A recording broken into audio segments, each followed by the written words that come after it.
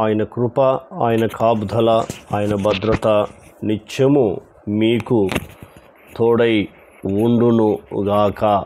Amen, amen. అద్భుతమైన దేవుడు, ఆశ్చర్య కార్యాలు కలిగించే మన దేవుడు యేసుక్రీస్తు ప్రభువారు. కాబట్టి నిరంతరము ఆయన కృప, ఆయన కాపుదల మీకు నిత్యము ఉండునుగాక. Amen, amen. వాక్యాన్ని చదువుకుందాం.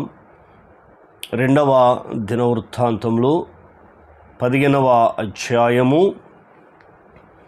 1 నుండి 7 వచనాల వరకు ధ్యానించుకుందాం. ఇక్కడ ఆసా అనే రాజు యూదా దేశాన్ని పరిపాలన చేస్తున్న రాజు ఇక్కడ మనకు కనబడుతున్నాడు. 14వ అధ్యాయంలో ఆయన పరిపాలన కనబడుతూ ఉంది. కాబట్టి అతడు పరిపాలిస్తున్నప్పుడు కొంతమంది ఏం చేశారంటే వారి దేశం మీదికి దండెత్తి వచ్చి, ఇంచుమించు ఎంతమంది దండెత్తి వచ్చారంటే 14వ అధ్యాయము 9వ వచనంలో మనకు కనబడుతూ ఉంది.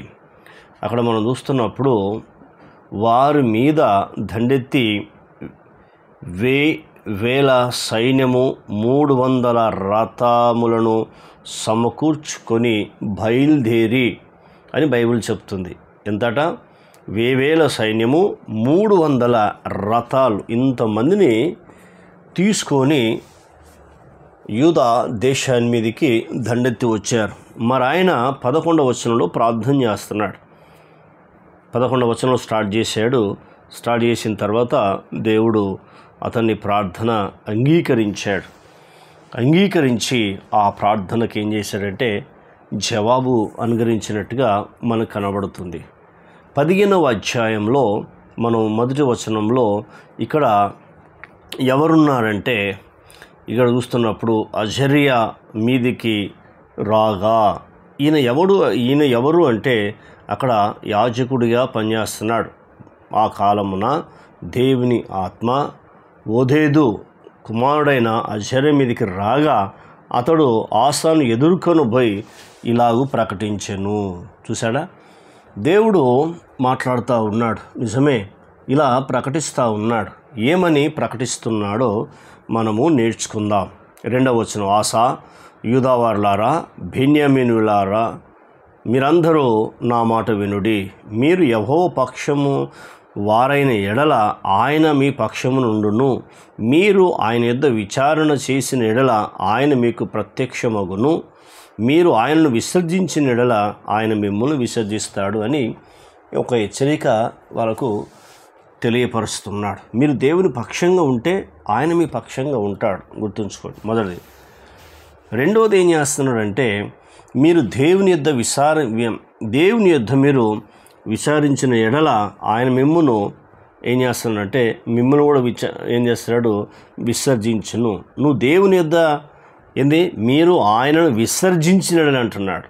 హెచ్చరిక, ఆయన మిమ్మల్ని విసర్జించును. కాబట్టి మీరు దేవుని పక్షంగా ఉండి మీరు ఖచ్చితంగా విచారం చేయండి, దేవుడు మీకు ప్రత్యక్షమవుతాడని హెచ్చరిస్తున్నాడు. నిజమే. ఆత్మీయ జీవితంలో మనం ఒకసారి ఆలోచన చేసుకుందాం. చెప్పి 7వ వచనాన్ని వారికి తెలియపరుస్తున్నాడు. కాగా మీరు బలహీనులు కాక, దేవుడు సేవకుల ద్వారా మాట్లాడుతున్నాడు. మీరు బలహీనులు కాక ఏం చేయాలంటే ధైర్యం వహించుడి, మీ కార్యము సఫలమగును అంటున్నాడు. అంటే ఎంత అద్భుతమైన మాట చూడు. దేవుడు ఎప్పుడైనా మనతో మాట్లాడేటప్పుడు మీరు బలహీనులు కావద్దు అని దేవుడు చెప్తాడు. అంత అద్భుతమైన దేవుడు. కాబట్టి ఇప్పుడు వారికి ధైర్యం కలిగింది. ఎందుకో తెలుసా? ఆ ధైర్యం వలన వాళ్ళు గొప్ప కార్యాలు చూడగలిగారు. అందుకే నీవు కూడా బలహీనతలో నీవు బలహీనతలో ఉన్నావా? బలాభివృద్ధి కలగజేసే దేవుడు నీకు ఉన్నాడు. ఆయన్నే యేసుక్రీస్తు ప్రభువారు. కాబట్టి నీ బలహీనతలలోనే నువ్వు అభివృద్ధిని చూడగలిగే కృప దేవుడు అనుగ్రహిస్తాడు. ఎప్పుడు ఆయన పక్షంగా ఉన్నప్పుడు, ఆయన ఏదో విచారం చేసినప్పుడు, ఆయన మాట విన్నప్పుడు దేవుడు అద్భుతం చేస్తాడు. మరొక వాక్యాన్ని చదువుకుందాం. కొరింథీయులకు రాసిన 2వ పత్రిక 12వ అధ్యాయంలో 9-10 వచనాలు 2 చదువుకుందాం. ఇక్కడ అపోస్తలుడైన పౌలు మనకు కనబడుతున్నాడు. ఆయన మాట్లాడుతున్న మాట ఏంటంటే, అతడు ప్రార్థన చేశాడు. 7వ వచనం నుంచి అతనుకున్న బాధ, అతనుకున్న బలహీనతను బట్టి ప్రార్థన చేసినప్పుడు దేవుడు ఇక్కడ జవాబిచ్చాడు. అక్కడేమో ఆశా ప్రార్థన చేస్తే జవాబిచ్చాడు, ఇక్కడ పౌలు ప్రార్థన చేస్తే జవాబిచ్చాడు. ఏమిచ్చాడో నేర్చుకుందాం. ఆయన మాట్లాడుతున్న మాటలు చూద్దాం. అందుకు నా కృప నీకు చాలును. దేవుడు చెప్తున్నాడు, పౌలా నా కృప నీకు చాలు అని దేవుడు అతన్ని ధైర్యపరుస్తున్నాడు. మరి నీవు కూడా అనేకమైన బలహీనతలలోనూ అనేకమైన బాధల్లో ఉన్నావా? దేవుడు నీతో మాట్లాడుతున్నదంటే నా కృప నీకు చాలును. మొదటిది. రెండవది, బలహీనత యందు నా శక్తి పరిపూర్ణమగుచున్నదని ఆయన నాతో చెప్పెను. అక్కడేమో సేవకుల ద్వారా, యాజకుల ద్వారా మాట్లాడుతున్నాడు దేవుడు.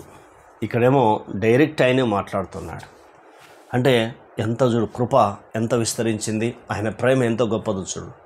పాత నిబంధనలో రాజులతోనూ, న్యాయాధిపతులతోనూ, ప్రవక్తలతోనూ, సేవకులతోనూ, లేవీలతోనూ, యాజకులతో మాట్లాడుతుంటే ఇప్పుడు డైరెక్ట్గా నీతో మాట్లాడుతున్నాడు. అంత కృపా కనికరం గల దేవుడు. అందుకే పౌలు చెప్తున్నాడు, నా శక్తి పరిపూర్ణమవుతున్నదని ఆయన నాతో చెప్పెను. కాగా క్రీస్తు శక్తి నా మీద నిలిచిండు నిమిత్తము విశేషంగా నా బలహీనతల యందే బహు సంతోషంగా అతిశయపడుతున్నాను. దేవుడు చెప్పాడు కాబట్టి నేను అతిశయపడుతున్నాను అన్నాడు.